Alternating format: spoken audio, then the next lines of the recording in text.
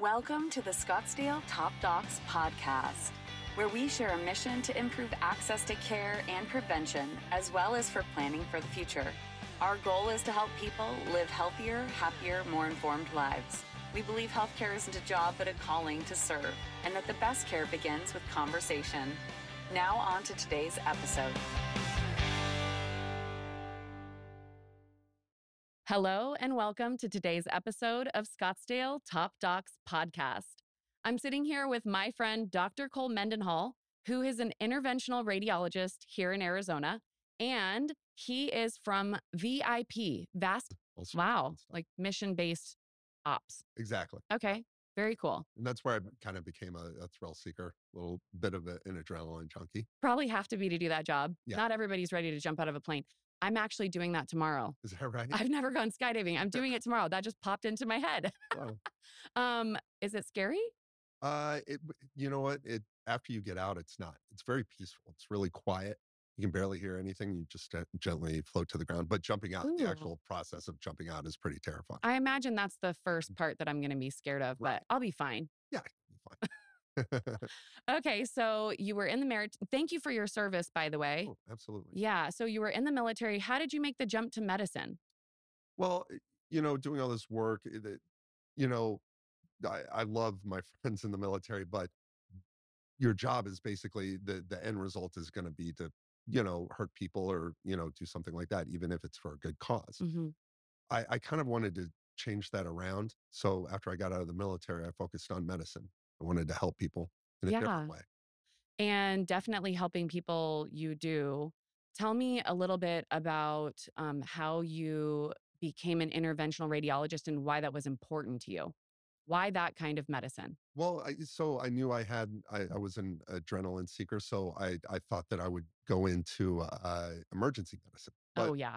there wasn't as many emergencies in emergency medicine as I thought there would be. So then I tried trauma surgery. And then while I was on trauma surgery, I got exposed to interventional radiology. They typically don't tell you anything about it in medical school or any of your training. You get exposed to it later.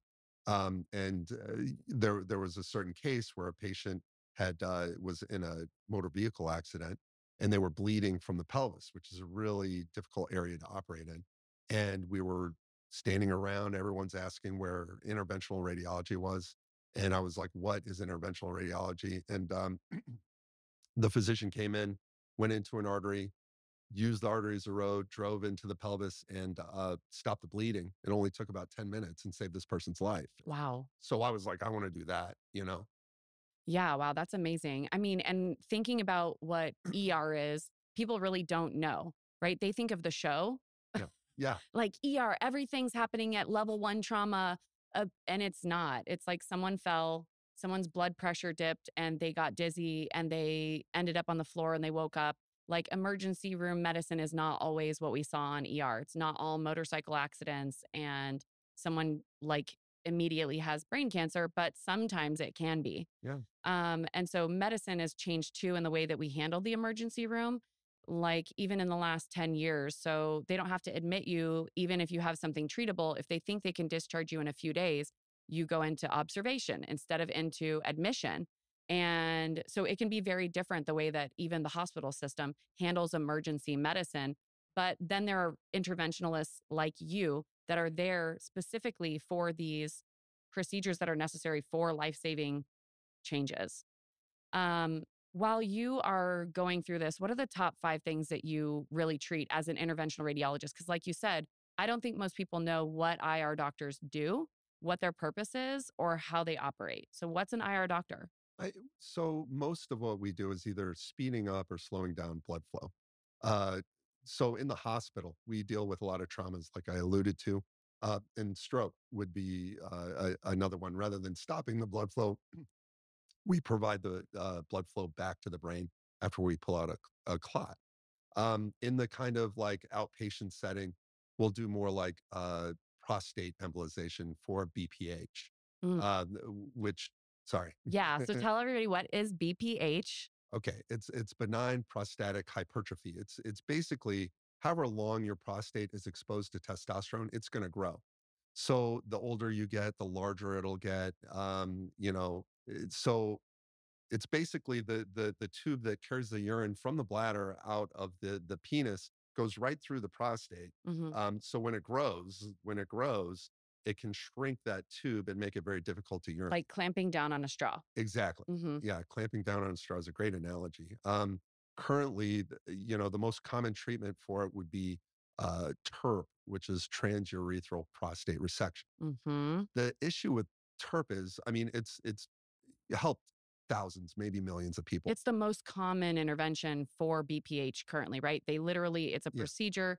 They go in through the straw or the tube and they actually like almost rotor it out. It started off as a drill, and then they've changed to laser and steam and freezing, but they all kind of have about the same complication rates Mm. in the low teens. So the first one would be erectile dysfunction, and then the other one would be urinary incontinence. That is a byproduct of the surgery, Correct. which is also the reason that some people went in to get checked. Exactly. So they went in and they're like, hey, I'm having erectile dysfunction that nobody wants to talk about, even though it's it's incredibly common. I think the data says it's more than half of men have erectile dysfunction. Now, that doesn't mean that they all come from BPH, but when they go to their doctor, they may not be mentioning that because, well, just like the rest of us, incontinence and issues with sex are really embarrassing. Yeah. And so, why would I tell my doctor that if it's not something I'm like dying from? Because I'm an adult. Right. Well, yeah, I mean, so that the issue is that if you have your prostate here again, there's a muscle above and below the prostate that controls your urine flow. Mhm. And then there's a nerve on either side of within the prostate that controls your erections.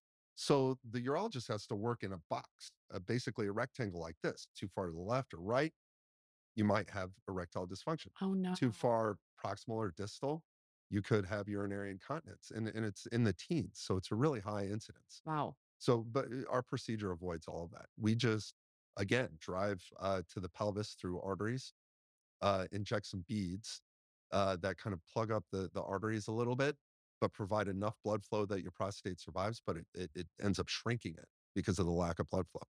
Wow.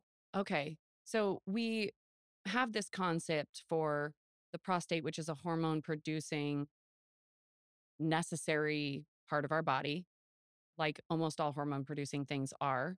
So you don't kill it, and you don't remove it. You're just restricting its ability to grow further, Correct. which also leads me to anything that is cancerous.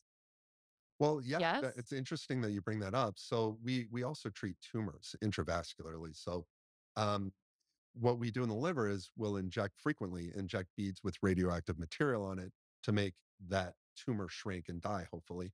But we can do that. We're working on that for prostate. Right now, it's in phase 3 trials, so that we'll inject radioactive beads and hopefully cure prostate cancer. Are you on research for that?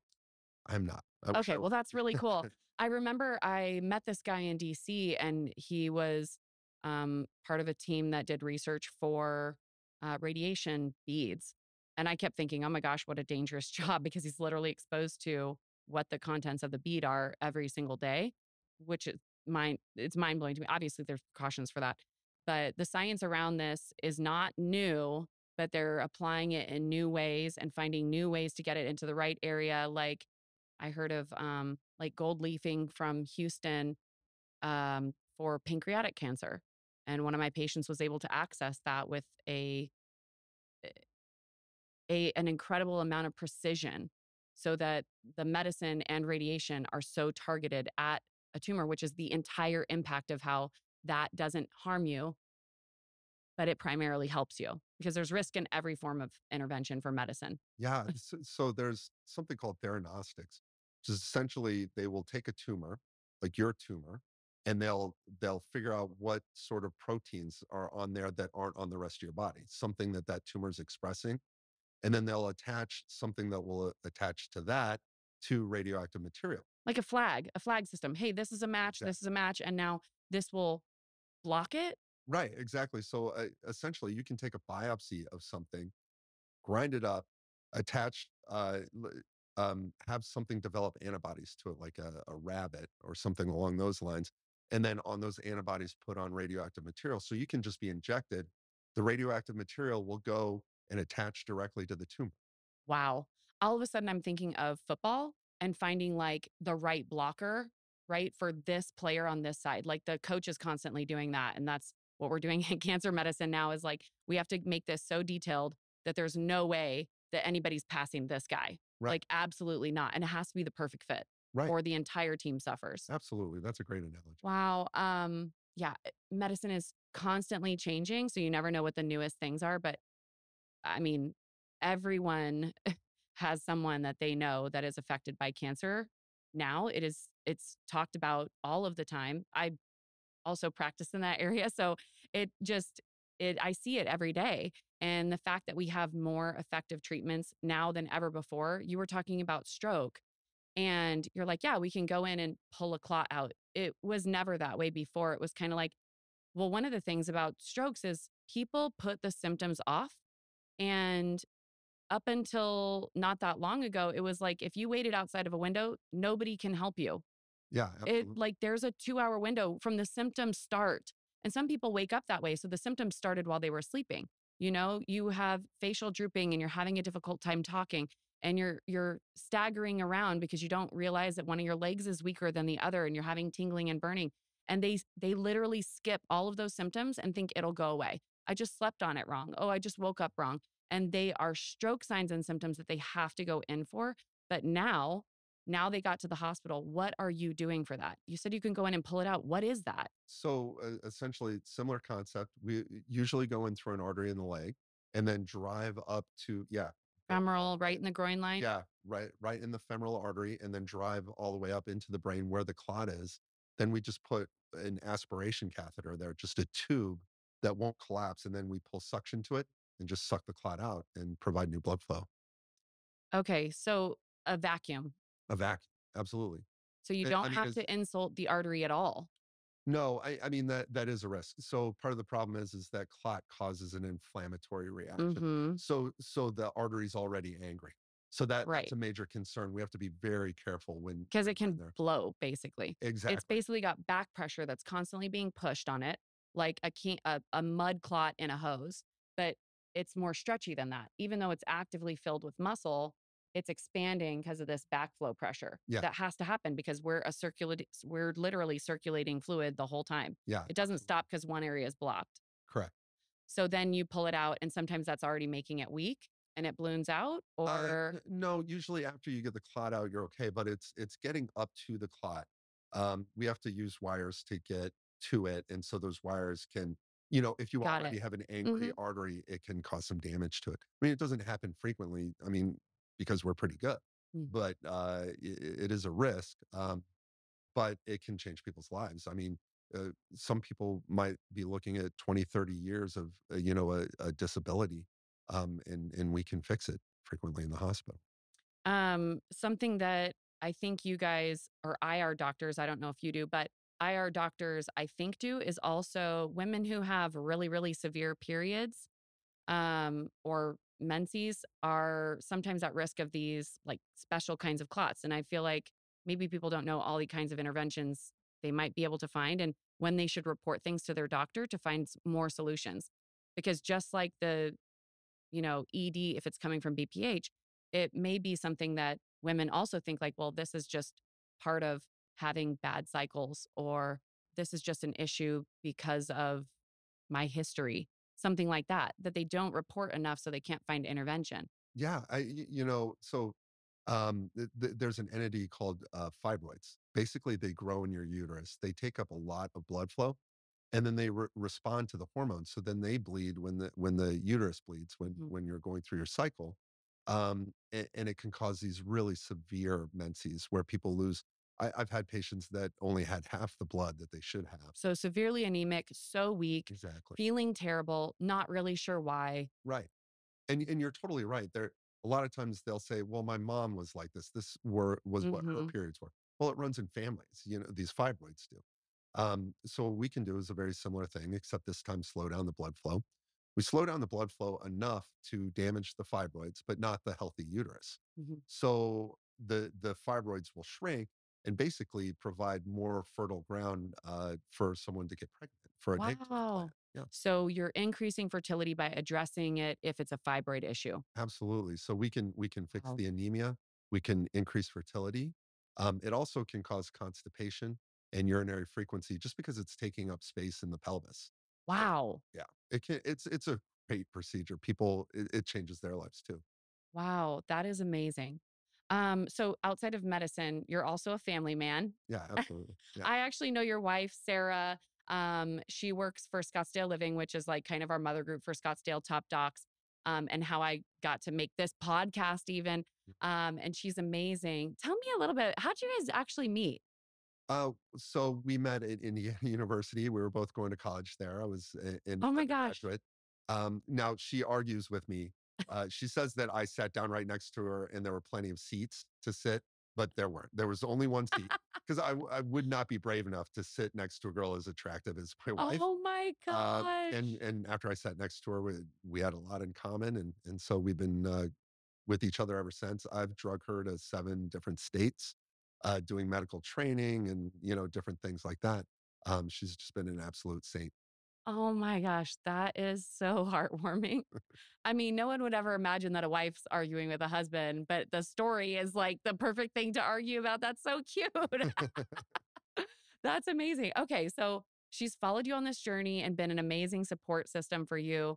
Tell me how that's affected you at your job. She makes everything possible. Mm, I spend way too much time at work, and she takes care of the kids and the house. And then she created an awesome website for this company. So yeah. she's really impressive. Wow, the CEO of your house. Exactly. And other things. Yeah.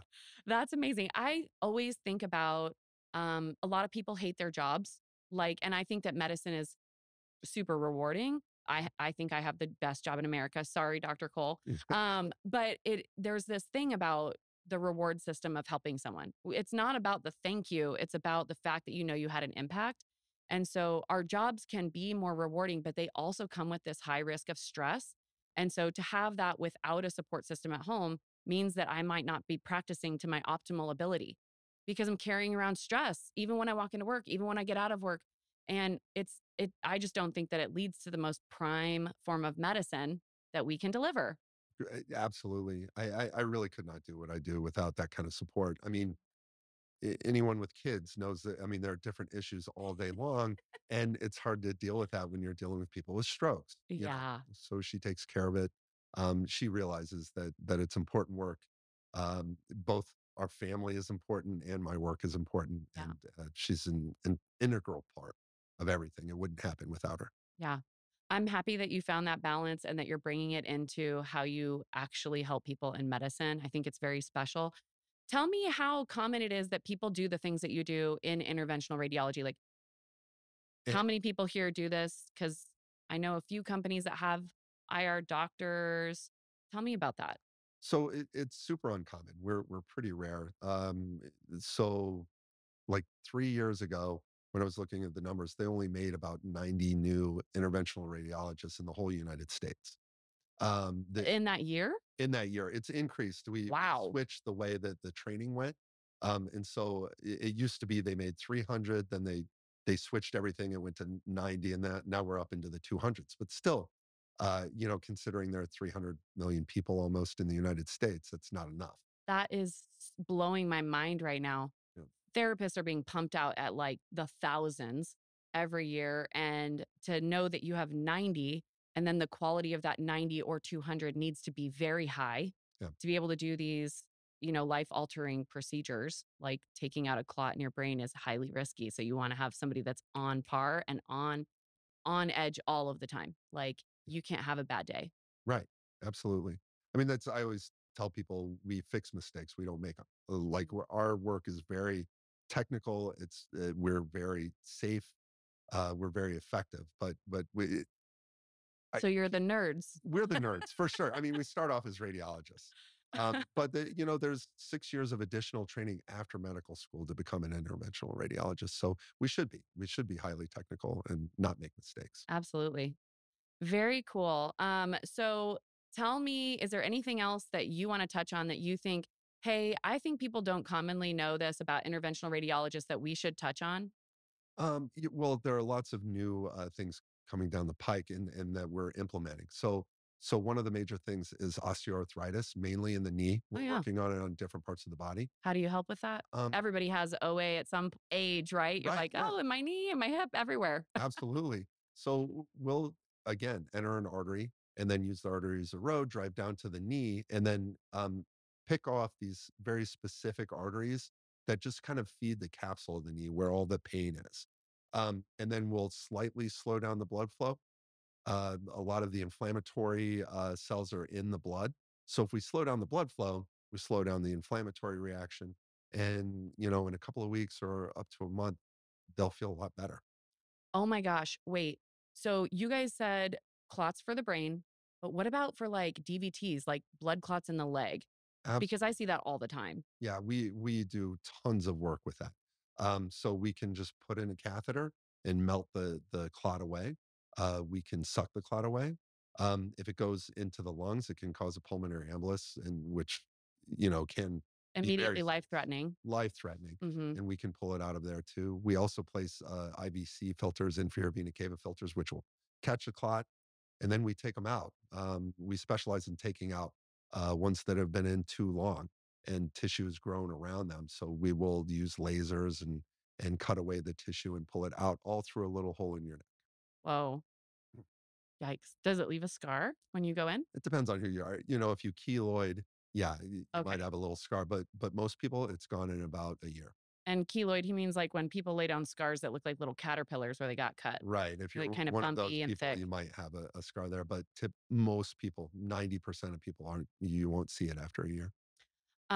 Okay. So to get to you, if I think I have something going on, maybe I went to a doctor and mentioned it, but I'm not really sure if they heard me and I still have concerns. Like, say about this possible ED issues. I don't have those parts, but or terrible menses with massive cramping and massive bleeding, and I'm terribly fatigued.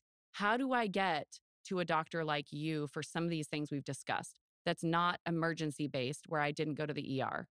So, I mean, you can always ask your doctor about it, but it can go the other way too. You can contact us directly at vipinterventional.com, and then we can reach out to your doctor if you think you have this issue or you don't think you think you want to try something else or you don't think you're being listened to.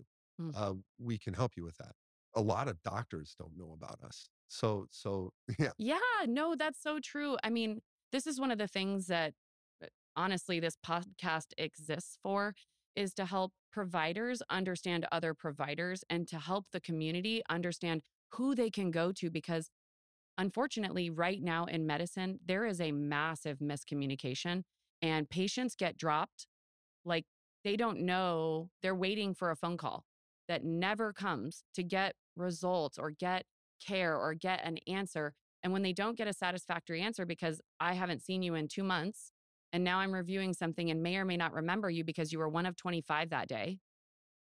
I don't know if I gave you a satisfactory answer for what you thought, but because I'm the doctor and you trust me, I went with it for a while. And sometimes there is something more serious that's going on. And my brain is still telling me, hey, I need to look into this more. And people are almost deterred right now by medicine. And I think that we can do better. And I think that one of the things we can do better is tell people about what they can do to advocate for themselves, because that's the job of the individual. It's not to rely on insurance or just a doctor to do what's best for themselves. It's for them to do. So if they need to find you, if they have insurance or don't have insurance, can they call your company? they can. I mean, you can pay out of pocket for certain things. So we're limited on what kind of discounts and things like that that we can do, but we'll do everything we can to help Hmm. people. And, we're just dealing with an overstressed system. People are Yeah. living longer, so the logistics become really important. Hmm. But as far as our office goes, we've built a great team. They're very responsive, and that's not to say things won't fall through the cracks. But Hmm. we're happy to hear from you. Give us a call. We'll make sure everything happens, or we'll do everything we can to make it happen. But you do kind of have to advocate for yourself, Hmm. just because it is, an overstressed system. Yeah. I love that. Thank you so much for coming on. Can you tell us where your office is located? Like, how do people find vascular and interventional partners, VIP, in real life? So we're in North Scottsdale. We're at 22455 North Miller Road in North Okay. Scottsdale. Okay. Awesome. Well, it's been wonderful to have you on. And thank you for all you're doing for people in the community, and to educate other providers about what you guys do. And thank you for being excellent at your work. Oh, thanks for having me. It's been a lot of fun. Absolutely. That's been today's episode of Scottsdale Top Docs Podcast. I'm Dr. Amber Enright with Dr. Cole Mendenhall. See you next time.